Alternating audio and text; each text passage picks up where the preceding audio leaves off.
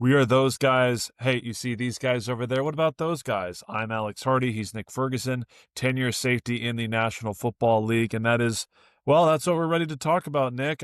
We're here. We made it. The Philadelphia Eagles, a successful start to their Super Bowl defense, beating the Dallas Cowboys on NFL opening night kickoff Thursday, 24-20 in a rainy affair.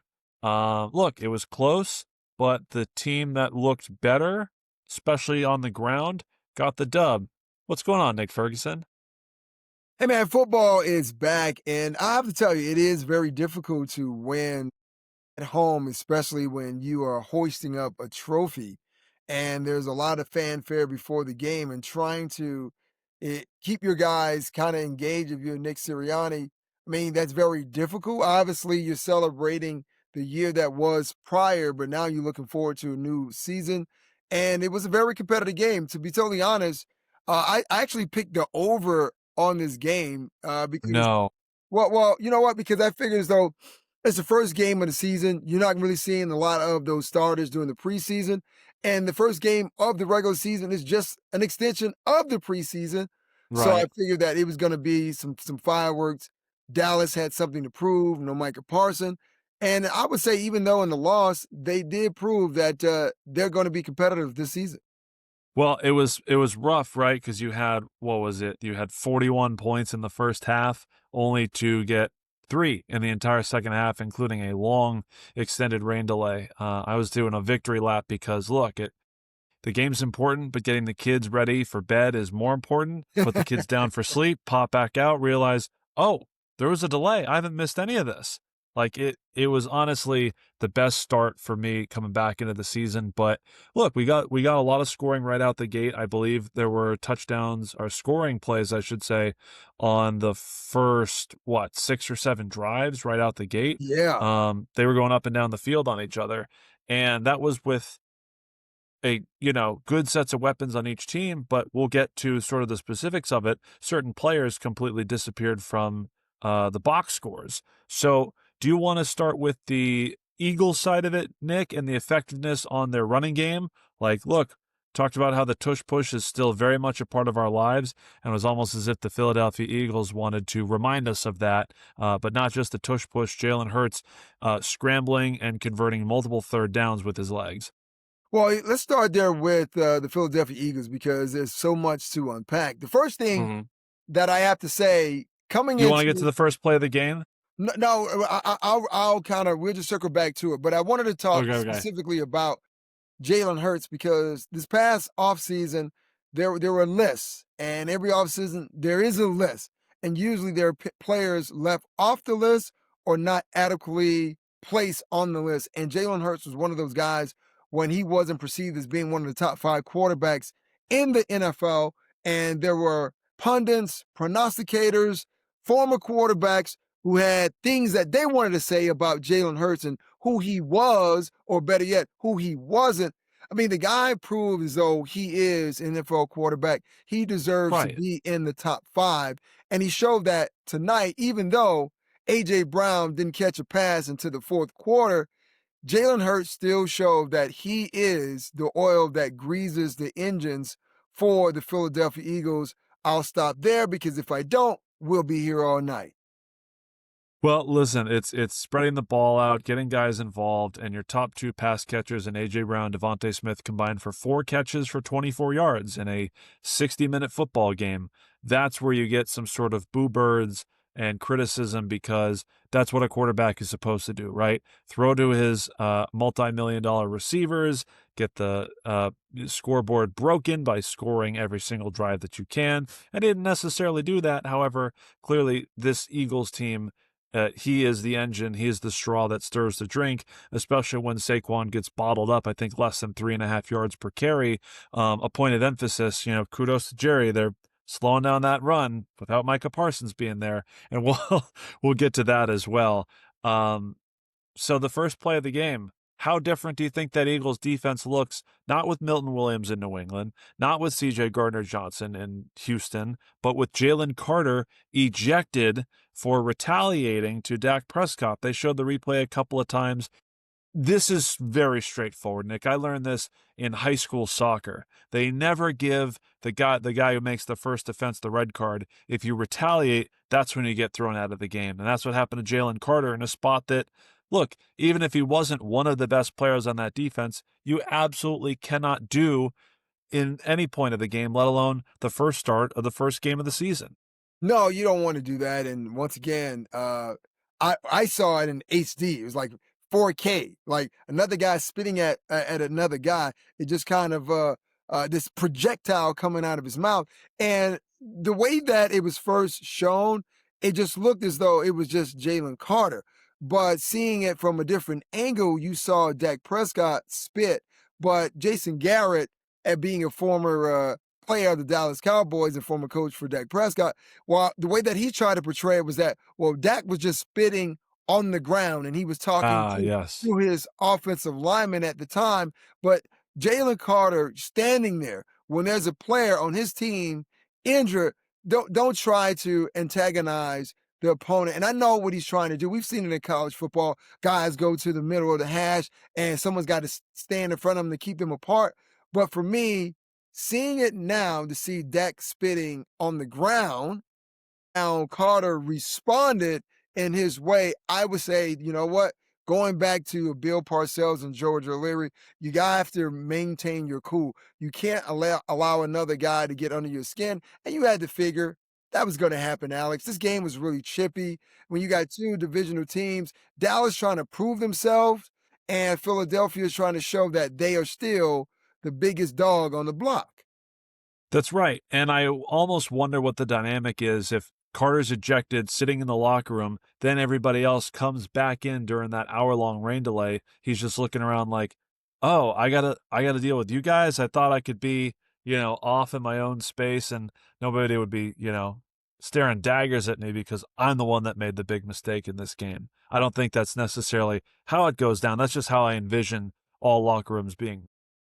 Well, I mean, he was listening to Patty LaBelle on my own, but then when everyone came back into the locker room, he realized that he was going to have to deal with them more sooner rather than later. And you have to figure, I mean, that has to be the quickest ejection that we've ever seen in any pro sport, let alone the NFL. And then if you're Vic Fangio, you're just sitting down, you putting your boards, you putting your drink down, and then someone whispers in your ear, "Hey, coach, we're gonna be without Jalen Carter." Well, is he injured? Did he what was he late for the game? It's like, no, he got ejected, right? So now that changes your game plan as far as what you want to do. Because think about it this way. Vic Fangio, they everything has been leading up to this particular game. You've been practicing so many things, and now that took them out of rhythm, and that was probably the reason that the Dallas Cowboys were able to rush the ball the way that they did. That's right. And, we looked at the consistency on defense and some of the moving parts. I'm trying to recall when we did our season previews, and again, only one football game in the books. If you want to listen to each division, we break down our previews, make some picks on who wins those divisions. Feel free that those guys podcast, YouTube's channels, you'll be able to find all of those. When we talked about the Eagles coming in, there was turnover at offensive coordinator and some of the skill players and plenty of pieces on the defensive line, but the consistency that Vic Fangio brings, and those guys played for him. This was the best defense in the league last year, but there were some cracks that showed that one, Dallas has a potent offense, and two, the Eagles' strength isn't going to show itself in week one. They're much better in the second half of the season. And we can, go on about the reigning Super Bowl champions, but let's talk about the Dallas Cowboys as well. The holes in the Eagles defense or kind of the strength of that Cowboys offense, Nick. We'll get to CD Lamb's issues, but the addition of George Pickens may not have been quite as involved again on the box score, but what was his addition and having just a second playmaker on that Dallas offense? What did that do for them compared to what we watched from them a year ago? Well, what it did for CeeDee Lamb is kind of free him up. So Yeah. now, and we didn't really see a lot of George Pickens in the game, but as the season goes on, you're going to see those targets start to pick up. So now it's going to force defensive coordinators to start running a little more zone. And when you run zone against Dallas, that's exactly what they want because now guys can find the soft spots, sit downs, and they can run from east to west or from left to right if you want to look at it that way. So now, Most importantly, I mean, I don't mean to cut you off, but most importantly, you talked about this with Jalen Hurts. Dak Prescott wants that as well. He was making those throws all night, despite some of those drops from CD. And listen, may not have counted as catches, but George Pickens drawing those PIs just as important. yeah, those are drive extenders because usually in situations like this, and we've seen Joe Flacco make a career out of it in Baltimore. I call it I call it like you throwing a chicken down the field, and you're hoping that the officials kind of bail you out.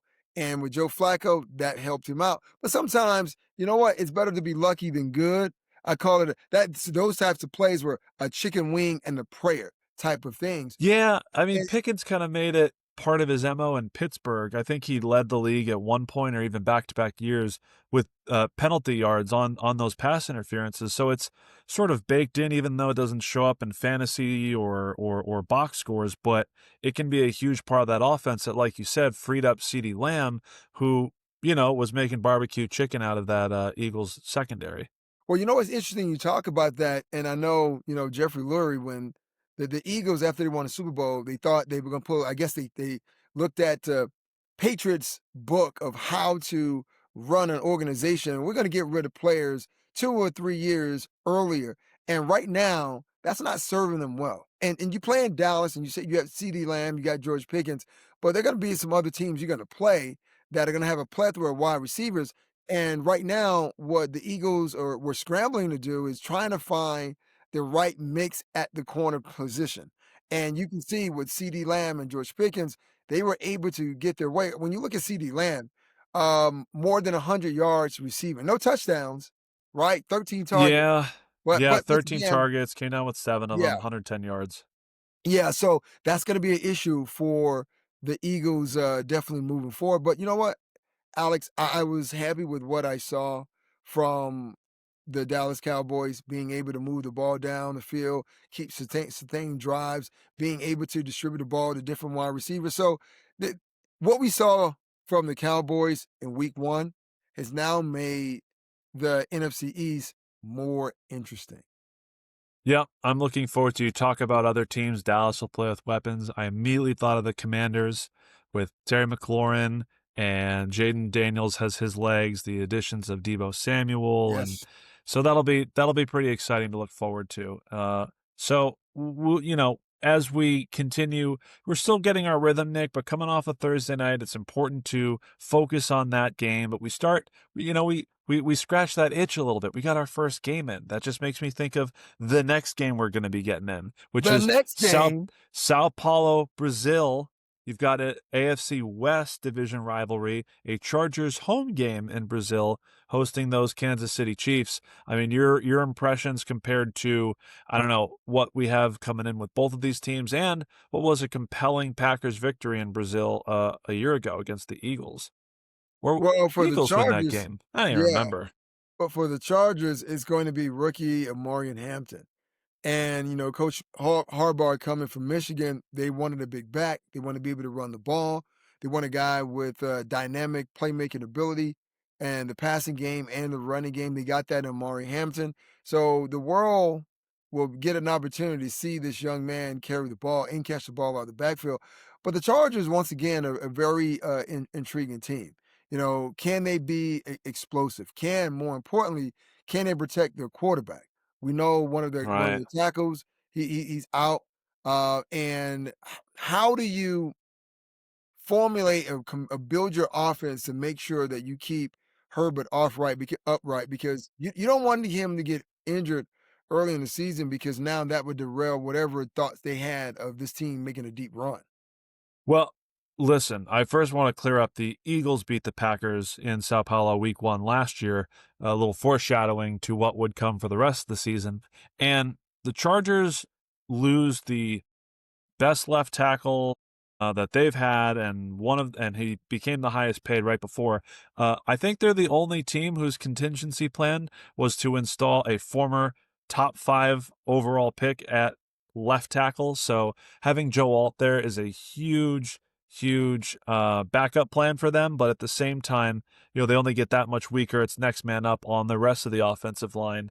So I'm curious to see Omarion Hampton and Najee looking like he'll be ready to mix in a little bit, but we haven't seen him, at all, given the 4th of July incident. So the running game is going to be huge for them, especially when you're trying to set the tone and beat Kansas City at their own game. Because last year, when the offense wasn't fully clicking, they were winning games by dominating time of possession, making sure their defense was well rested, and then being able to have the ball last, which, other than that time your Denver Broncos got their field goal blocked, that Kansas City offense were able to close out games. Why you gotta So bring that up, man? Why you gotta bring that up? it's only twice, and we've played one NFL game. Like you cut me some slack. I could keep going here. I wonder if Jim Harbaugh's game script is one that matches what Andy Reid wants to do, and if we're going to see a low-scoring, slow-moving affair with just a team that gets the ball last winning the game. Yeah, I kinda look at it that way because once again, we look at, Kansas City, we hadn't really seen their offense play a lot that first game. It was just kind of, they got a turnover, Patrick Mhm. Mahomes on a 9-yard line, touchdown, out of the game. So now you wanna see some frequency from that offense. Can they really put long drives together? We know the Kansas City Chiefs know how to finish. And that's the one thing I'm sure Coach Harbaugh is telling his team. He's just like, look, we've watched the Kansas City Chiefs do it time and time out last season when they were able to close out games. If you want to beat the Kansas City Chiefs team, this is me paraphrasing, giving you what I believe that Coach Harbaugh's speech is going to be or was for his team the night before the game is that, well, we have to learn how to finish games. Starting early, forcing Kansas City to chase, giving our defensive line the time to get upfield, but we have to set the tone because we know that this team can finish, and it doesn't make a difference how we start. It doesn't make a difference if we are ahead or we're behind. That is the motto, the continuation of finishing the freaking game. Yeah, it's going to be hard to just sustain that when Kansas City continues to do what they've done best for the last few years. If they've figured out how to take the top off of opposing defenses, if Xavier Worthy gets in the mix, even Tyquan Thornton just running deep, deep corners and creating some kind of spread on the defense, they could be in a better position and make it harder on defenses to sort of stick to their script rather. So that's an intriguing one because we came off of an exciting division game on Thursday night. We have one for Friday.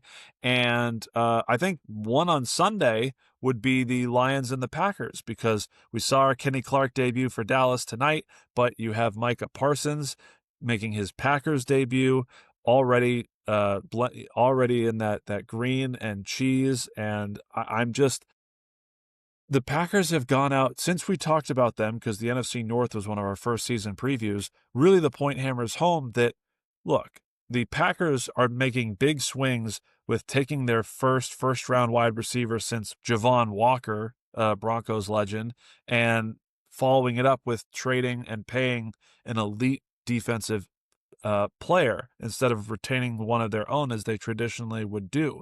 So is this kind of huge swing that they're taking big enough for them to leapfrog over the Detroit Lions? And all we did was talk about the changes that they've made in their coaching staff and on their lines, especially the offensive line this offseason. Yeah, if you were to look at the Detroit Lions in this matchup, which group has the uncertainty? It would be the Lions because Yeah, all of a sudden. you don't there's no more Ben Johnson, right? There's no more Aaron Glenn. So you're wondering what will the offense and defensive side actually look like? And let's be fully honest, when we look at the Detroit Lions secondary, they were not the best. Aiden Hutchinson got injured, and that derailed a lot of things for their team. And when you look at the Green Bay Packers, they've been here before. They've done this before. Reggie White, when you had Brett Favre, was a quarterback. So they realize, and Brian Gutekunst realizes, like, look, we are in our window, right? We are in our window, and we've competed with the Detroit Lions and the San Francisco 49ers, but we needed one game wrecking player, not game changing, game wrecking.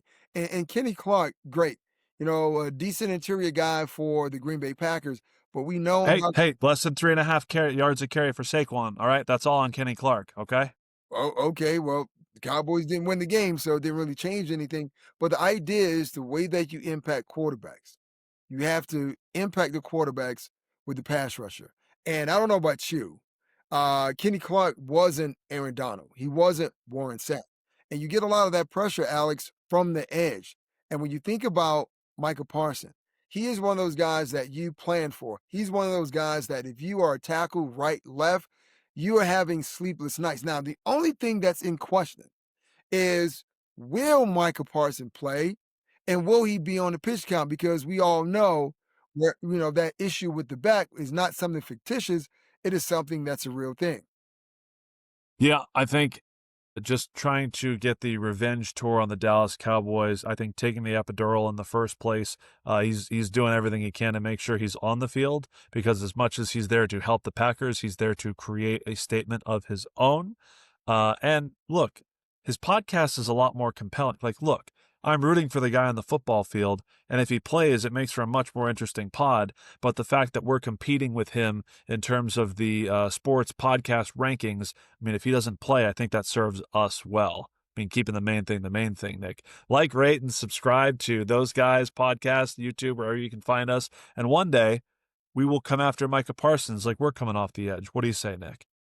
Well, hey, listen, man, I'm all for it, man. You make more money when you get to the quarterback and you impact the quarterback. That's why all these guys are making so much money. I mean, Nick Bonito just got a bag. I mean, he's got a couple of bags that he said he was even crying. He wasn't crying tears of suffering. He was crying tears of joy. I want some of What those do you do? types of tears. Yeah, what are you doing for your Broncos on Sunday? You've got the Titans' number one overall pick, Cam Ward, in town, a revamped offense with Tony Pollard and Calvin Ridley and the veterans that they had on the offensive line. What do you got going on with your Denver Broncos this weekend, Nick? Well, obviously, I think the Broncos are favored by 8 points. I think that's the Yeah. largest this weekend and weekend's games. But Yep, same number as the Eagles, but the Cowboys did cover. yeah, the idea is not to take any team, for granted just because they have a rookie quarterback, because there's a flip side to that, right? You may think as though they are a team that's thinking inward, they're not thinking outward, and they're not thinking that they can win this game. They may be motivated because the pressure is all on the Broncos. It's not on the Titans. So all Cam Ward has to do is come in, start fast, don't turn the ball over, and then hope that his defense can get some stops and turn the ball over so maybe they can win a game on a late field goal. Close one in Tennessee. I'm interested. Can you tell me, being a Denver, Colorado resident, what is altitude like, playing in altitude when it's like 80 degrees? Because obviously there's a big difference when it's cold and bitter, and we get into the Novembers, Decembers. But what kind of heat are the Titans and the Broncos both dealing with when you're a mile above sea level and it's a hot day out? Well, I mean, hot is hot, but it's not Texas hot. It's not You're closer to Louisiana. the sun, Nick. What do you mean? Yeah, I know we are closer to the sun, but we don't have that humidity and we don't have a large body of water where that humidity impacts your body. So, yes, it will be hot, but it will not be as hot as maybe Arizona. Now, if you want to know what it's like to play in the altitude, all you have to do, close your mouth and pinch your nose, right? I would say don't do that for a long period of time or you might pass out, right? But that's what it feels like. It feels as though your lungs start to burn. And knowing as though you are a well-conditioned athlete, it is a different level of breathing because now we're talking about not just your lungs, but the blood oxygen that you have in your body. It makes it really difficult, which is why I hope Sean Payton finally listens to me. I can hope and pray. Can I? I can hope and pray. But that the team runs tempo. Get those big guys on the opposite side of the ball for the Titans, get them huffing and puffing, looking at the sideline, hands on knees. That's what you want to do to that team. But if the Broncos don't do that, and with each possession, they allow the Titans to build more confident, that makes the game more difficult for the Broncos. This is an RJ Harvey question disguised as more of a vague, generic, let's talk about as many rookies as we possibly can. We just saw Jaden Blue a healthy scratch for the Dallas Cowboys on Thursday Night Football. Week 1, what are you trying to learn from your young guys? And is it, perish the thought, do we think about how Sean Payton deploys and uses his skill players week 1? Do we read into anything that he's said this offseason? Is RJ Harvey or any other rookie going to get less run traditionally? And that even includes Amarian Hampton, who you touched on earlier. Do the rookies kind of have to visualize and see what a game looks like before they really get the trust from their head coaches, No, specifically RJ Harvey? right. No, because and here's the reason why. See, when you sign off on the player and you designate that player as my guy, I chose him for this particular reason. And consider this, the Broncos did not run the ball well over the last 2 years. And the last 100-yard rusher, if I'm not mistaken, was former New Orleans Saints, Dallas Cowboys, Latavius Murray. So the Broncos want to establish the run. So if the Broncos don't commit to the run, a la Sean Payton, then that means that everything he said this offseason, why he went out and grabbed two backs, and why it was so important for them to run the ball, and saying the guys last year, Javonte Williams, who happened to score 2 touchdowns in the game against Philly, that those guys were inadequate. So he has to be committed to it. Remember, it was on a Thursday night game against the Chargers that Coach Payton wrote on his call sheet, right? I think he wrote it on the wrong side, but we all saw it. It said, run the ball. So if he doesn't commit to the run, he in essence going to make himself look really bad. I appreciate that, Nick. And we could go on and talk about every single game, and I apologize that we don't. We're certainly going to be able to react to every game. I think that's our intention when we do come back. But, Nick, before we head on out of here and we look at week 1, Sunday Night Football, Bills, Ravens, does the winner of that game, does their quarterback automatically become the MVP between No, Josh Allen and Lamar? no, because as we learned in years past, it's a long, arduous season. Now, does the winner of that game put themselves out a couple of horses ahead? Absolutely. But now the pressure will be on that guy to keep that distance, to keep that pace. But for me, it's going to be a great game. And Mark Andrews is returning to the scene of the crime once again, Yeah. where he dropped a couple of passes that could have helped his Baltimore Ravens team. I'm thinking because I've seen things like this in the past. Usually, when a player returns to a place where he didn't play well, the team makes it a point of emphasis of trying to get him involved. I hope Todd Monken doesn't overdo it because I mean they got some great offensive weapons on that Baltimore Ravens team. Now, I would be remiss not to do this, Nick. This is our last opportunity to do it. Maybe we're a day late since the Eagles already played, but we've got to talk about our let's get it. We'll write it down on paper. I'll just take it from here. Nick Ferguson, I'm Alex Hardy. We are those guys. Let's make our Super Bowl predictions. Nick, who do you have winning the Super Bowl? Who's representing the AFC? Who's representing the NFC? Anything else you want to touch on as to why you have this Super Bowl pick? Well, I'm going to say there's going to be a team from the NFC and a team from the AFC in the Super Bowl, right? Because I don't like to do predictions because so many things Yes. that can happen before we get to that point because the person or the team that you toss out there, 1 or 2 injuries, and that derails the whole thing. So I would say table it for a second. If you want to give me yours, I'll take it. But I want to table mine until about week 4 or week 5. That'll give me some idea of what we're dealing with. Why are you shaking your head? Why are you shaking your head? Because this time a year ago, I had the Philadelphia Eagles winning the Super Bowl, Nick. How did I do? Well, I mean, I don't recall that, but if you say so, yeah, it worked out. If you go to my Instagram or those guys on Instagram, I'll get the hell. I'm at Alster9. You can find where I said it, and you are tagged in it as well at Nick Ferguson _25. I had the Eagles over the Ravens. I got the part that mattered correct. This Okay. year, well, hey, I'm just saying. I think I had all the division winners, and then I picked a Super Bowl. I didn't get all the division winners. I didn't get all the wild card playoff teams correct.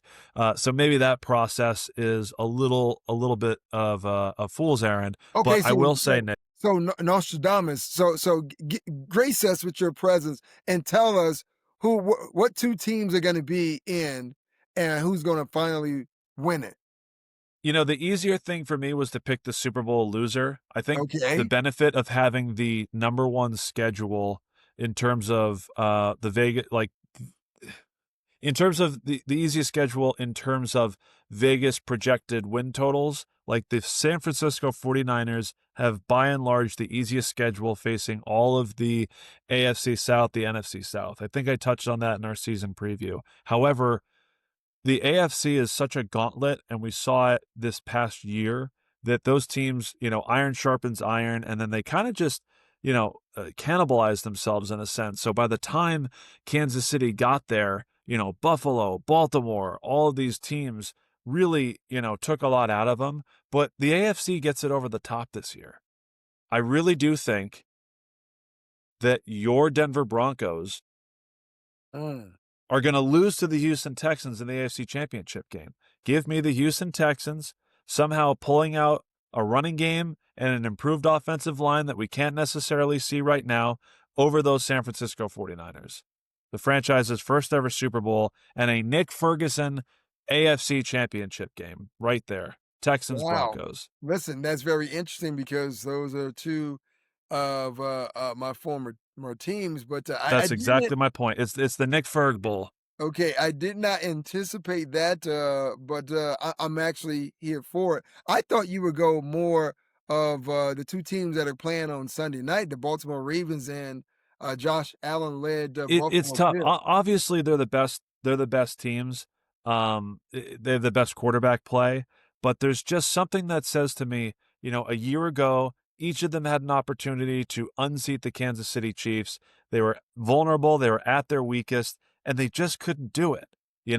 I would love for it to be the time for Josh Allen to win, not the Buffalo Bills, because they won 5 straight division championships. No, they don't come anywhere near what the New England Patriots were capable of at their peak. So I don't think they deserve or are entitled to anything. And Baltimore, I just need to see it to believe it. I mean, I could be totally wrong on the Ravens. Like I just said, I had them in the Super Bowl a year ago, and they still look too far away from me.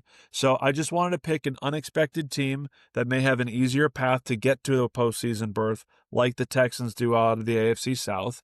And I don't necessarily see it right now. If we get Joe Mixon to come back in the second half of the year, they get some continuity on that offensive line after all that turnover. The key to them winning a Super Bowl, or for any team for that matter, is running the damn ball. And if Sean Payton smudges that Sharpie he wrote on his play sheet and your Broncos forget to run the football when they need to, that's Uh, what's going to hold them back. well, once again, that's music to the ears of so many Mile High fans to see the Broncos in an AFC Championship game against the Houston Texans. So, like I said, sign me up for it. I'm not sure it's going to happen that way, but we'll see. Well, I've been right before. I've been wrong more often, but that's why I have Nick Ferguson with me, a 10-year NFL veteran who will correct me along the way. Please join us throughout this entire NFL season. I can't wait to be here with you. The goal is to be here twice a week to preview the week's games and also react to them as well. I'm Alex Hardy. He's Nick Ferguson. We are those guys. You see these guys all the way over there? Look at them. Hey, look at us. Look at those guys. How about you ride along with us? We will be back. Week 1 reaction, recap, and I guess we'll find out whether or not the Houston Texans win the Super Bowl by the next time we see each other. Nick Ferguson, on our way out, what do you have to say to the people? Hey, remember, thick fat is greasy. Facts. Fat facts. It's greasy.